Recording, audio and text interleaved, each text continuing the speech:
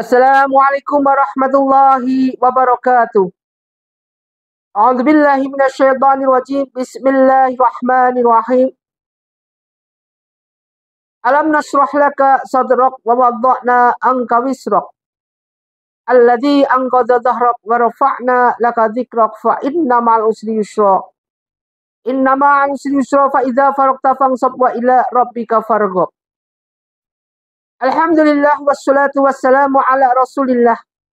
La haula wala quwata illa billah. Alhamdulillah, Allahumma salli wa sallim ala Sayyidina Muhammad wa ala ali Sayyidina Muhammad, amma ba'd. Pertama, kita panjatkan rasa puji syukur kita pada Allah Subhanahu wa taala. Salawat dan salam mari kita haturkan pada junjungan kita Nabi Muhammadin sallallahu alaihi wasallam. Mudah-mudahan apa yang kita kaji, apa yang kita pelajari senantiasa bermanfaat buat kita dunia dan akhirat. Amin ya rabbal alamin.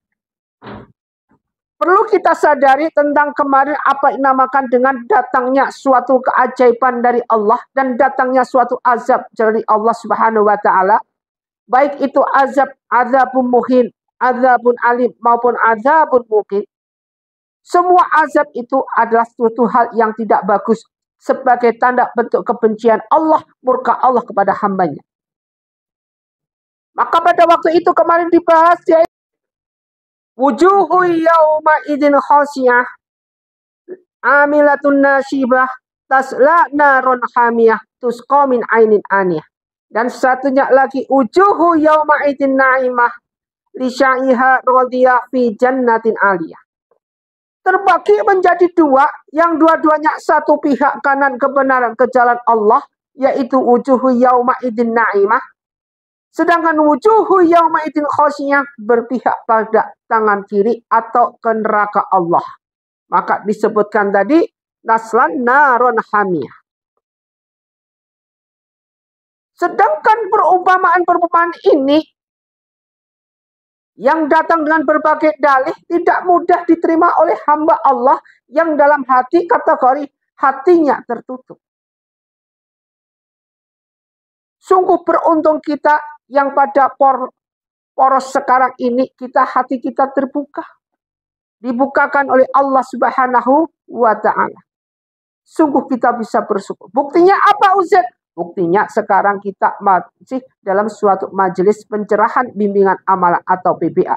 Tiap pagi istiqomah. Maka nggak tanggung-tanggung bagi jamaah yang setia mendengarkan tiap pagi. Ustaz doain. Mudah-mudahan dimasukkan dalam kategori hamba Allah yang istiqomah datang dalam majelis. Sebagai hamba Allah yang akan diangkat kesusahannya. Sebagai hamba Allah yang akan diangkat kesulitannya. Diangkat hutang-hutangnya. Amin ya rabbal alamin. Sekarang muncul lagi di mana ini merupakan suatu tanda, suatu keajaiban atau suatu pertanda kita harus bertasbih kepada Allah Subhanahu wa taala. Tentang kedahsyatan di mana semua itu diciptakan oleh Allah. Bagaimana? Afala yang duru ilal ibili kaifa khuliqat. Afala yang duru, maka tidaklah mereka memperhatikan ilal ibili, yaitu unta, kaifa khuliqat, bagaimana diciptakan.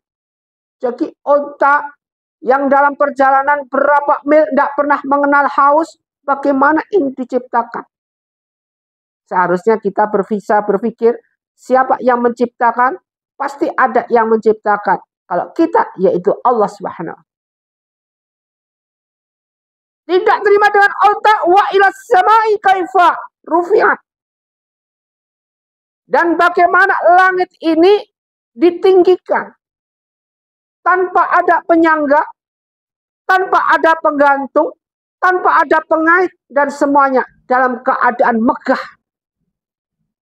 Ini seharusnya kita bisa bilang subhanallah. Kalau orang muslim sejati.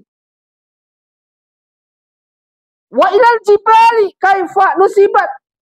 Dan bagaimana gunung-gunung kaifa bagaimana nusibat ditegakkan. Kok gak roboh? Dalam kondisi setinggian seperti itu kok bisa curangnya minta ampun, juramnya minta ampun. Wa ilal ardi kaifa sutihat. Wa ilal ardi, dan bumi bagaimana sutihat, dihamparkan. Kelihatan bumi ini rata. Padahal menurut perhitungan atau secara ilmu alam, yaitu bumi itu dalam keadaan bulat. Padahal seperti terhampar. Ini kita juga mengucapkan subhanallah. Fadzakir. Kalau sudah kita ingat dari tadi, yaitu bagaimana unta, wa ila sami, bagaimana langit ditinggiin, bagaimana gunung ditegain, bagaimana bumi ini dihamparkan, fadzakir. Maka berilah peringatan. Untuk kita tetap ingat kepada Allah Subhanahu wa ta'ala. Fadzakir innama anta mudzakir.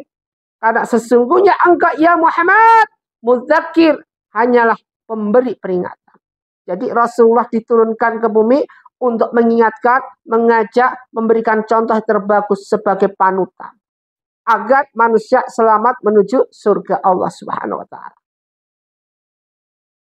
Lasta, bukanlah engkau alaihim, atas mereka bimusyaitirin, orang-orang yang berkuasa. Sekuasanya orang bagaimana? Raja kuasa, pada akhirnya endingnya mati. Presiden kuasa, pada akhirnya endingnya meninggalkan kita juga. Orang yang super power seperti Hitler, bagaimana endingnya juga mati. Sekarang siapa yang kekal abadi selamanya? Hanya Allah. Tidak mati. Bagaimanapun kiamat tidak mati.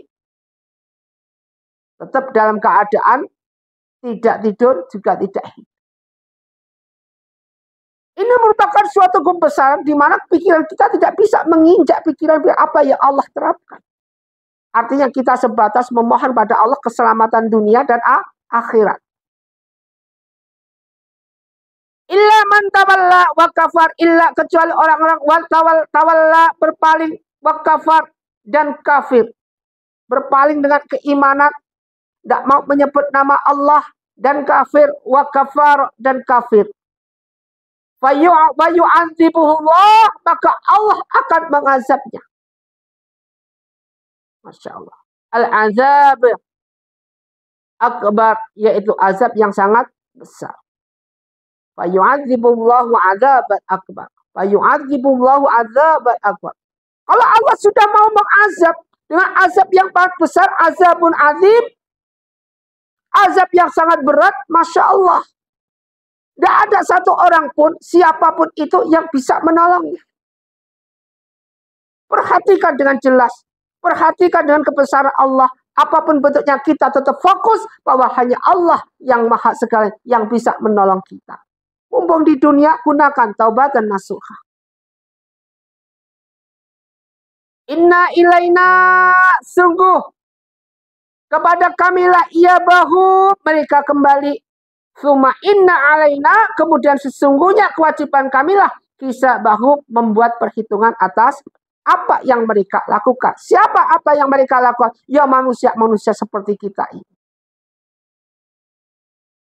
Kita dimintai pertanggung. Boleh, silahkan antum bermaksiat, silahkan antum berbuat judi, silahkan antum berbuat keonaran, silahkan. Tetapi aku nanti akan bikin, yaitu suatu perhitungan. Wadzakarus marobihi fasalla inna ilana iyabahum summa inna alaina hisabahum. Akan bikin hisab, akan bikin semua itu sedetil-detilnya. Misalkan nasi kamu makan, kamu baca bismillah apa enggak? Kemudian kamu baca gimana, kamu mengunyahnya bagaimana, dan seterusnya. Ini namanya hisab. Dan Allah janji tidak akan ketinggalan atau sampai lupa. Meskipun itu satu debu. Wa may ya'mal misqala dzarratin khairan yarah, wa may ya'mal misqala dzarratin syarran yarah. Ma'asyiral muslimin muslimat rahimatullah, dimuliakan Allah.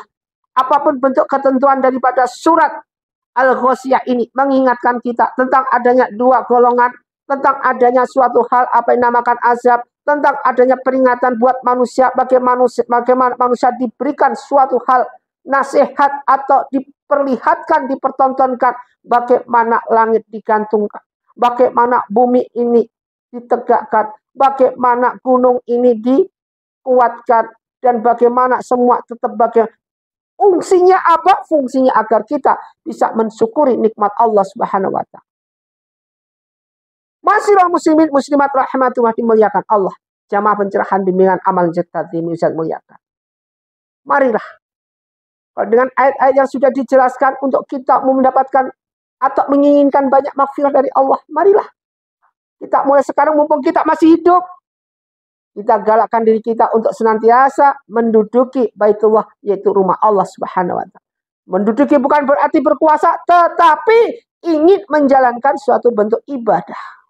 Barang siapa yang bisa memakmurkan masjid, maka Allah akan memakmurkan dia nanti di yaumul hisab. Barang siapa yang membenci dengan kejalannya atau keberadaan jamaah sholat, maka Allah pun akan membenci. Wala'anahumullah. Ini merupakan suatu hal azab. Ma'asyiral muslimat rahmatullah, mudah-mudahan bermanfaat apa yang kita kaji. Usikum wa nafsi bittaqwallah wa billahi taufiq wal hidayah. Wassalamualaikum warahmatullahi wabarakatuh.